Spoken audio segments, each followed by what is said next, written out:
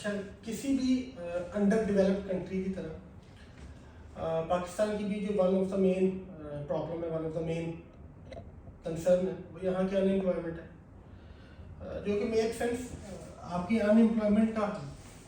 Direct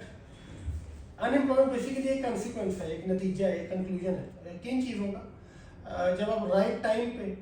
right opportunities नहीं दे पाते, एक गवर्नमेंट, एक हुकूमत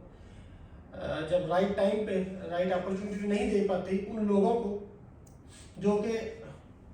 एक स्टडी का एक खास टाइम का पीरियड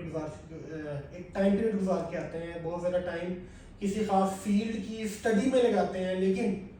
जब हुकूमत उन्हें उस तरह की जॉब प्रोवाइड नहीं कर पाती या उस तरह की अपॉर्चुनिटी प्रोवाइड नहीं कर पाती, तो फिर ये एक अनएम्प्लॉयमेंट जो है वो जन्म लेती है। और पाकिस्तान में बहुत सारे सेक्टर्स ऐसे हैं जहाँ पे बिल्कुल वर्किंग ही नहीं हो रही। और मेरा बड़ा स्ट्रॉन्ग फेथ है, बड़ा स्ट्रॉन्ग बिलीव है कि real estate is a sector कि अगर इस सेक्टर पे तवज्जो दी जाए और हुकूमती स्तर पे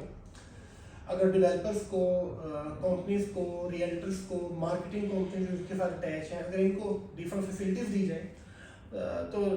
तो बहुत ज़्यादा अनएम्प्लॉयमेंट का प्रॉब्लम हल हो सकता है। अगर हम इसको एक एग्जांपल में देखें, just see example of like China, Japan, और लेटेस्ट एग्जांपल इज दुबई। तो स्पेशली अगर हम दुबई को देखें तो दुबई की तो इकोनॉमी ही वो डिपेंड करती है रियल इस्टेट के ऊपर। अगर वो हर साल रियल इस्टेट के नए से नए प्रोजेक्ट, नए से नया थीम, एक नई से नई डायरेक्शन, न्यू वेज इंट्रोड्यूस ना करवाएं रियल इस्टेट प्रोजेक्ट्स के, तो शायद वो उनकी ना तो वो एज ए कंट्री चल सकते हैं, ना ही उनकी इकोनॉमी चल सकती है, ना ही उनकी इकोनॉमी इतनी तरक्की कर सकती है। सी एन एग्जांपल ऑफ बुर्ज खलीफा। एक सिर्फ बुर्ज खलीफा एक ऐसा रियल एस्टेट प्रोजेक्ट है कि सिर्फ उसके अंदर एक वक्त में मोर देन 10,000 पर्सन वर्किंग कर रहे हैं, काम कर रहे हैं वहाँ पे 10,000 से ज़्यादा लोग। तो कितने ज़्यादा एम्प्लॉयमेंट है जो कि एक रियल एस्टेट प्रोजेक्ट ने ऑलरेडी प्रोवाइड की हुई है। तो इस तरह ही दुबई के जो हमें ऑलरेडी तकरीबन 168 प्रोजेक्ट्स डिफरेंट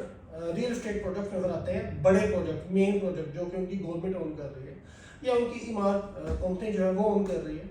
तो अगर इन एम्प्लॉयज़ को आप परसेंटेज निकाल के देखें तो आपको बहुत बड़ी मेजोरिटी नजर आएगी जो कि रियल एस्टेट के साथ जुड़ी हुई है। तो अगर ये चीज़ हमारे से बहुत देर बाद तरक्की करने वाला मुल्क या हमारे से बहुत देर बाद आज़ाद होने वाले मुल्क, अगर वो कंट्रीज तरक्की कर सकते हैं रियल एस्टेट को बेस बना के, तो वाई नॉट अस? हम लोग वो तरक्की क्यों नहीं कर सकते?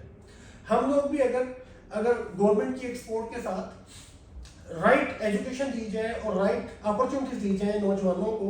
इस फील्ड में आने के लिए, और इस फील्ड से रिलेटेड जितनी भी डिफरेंट कनेक्टेड फील्ड्स हैं,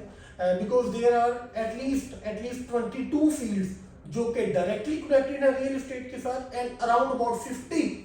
फील्ड्स ऐसी हैं जो कि इनडायरेक्टली अटैच है किसी ना किसी तरह रियल एस्टेट के साथ। सो अगर रियल एस्टेट का प्रोजेक्ट, एक रियल एस्टेट डेवलपर एक चीज डेवलप कर रहा है, तो वहां पे डिफरेंट 50 इंडस्ट्रीज के लिए भी डिफरेंट अपॉर्चुनिटीज क्रिएट हो रही हैं, और उन डिफरेंट 50 इंडस्ट्रीज में जाने वाले लोग, बहुत सारे ऐसे तादाद होगी जो कि उन 50 इंडस्ट्रीज के अंदर एज एन एम्प्लॉय अपनी वर्किंग कर रहे होंगे। तो ओवरऑल, और इन सब चीज़ों की और यही चीज़ जब बहुत सारे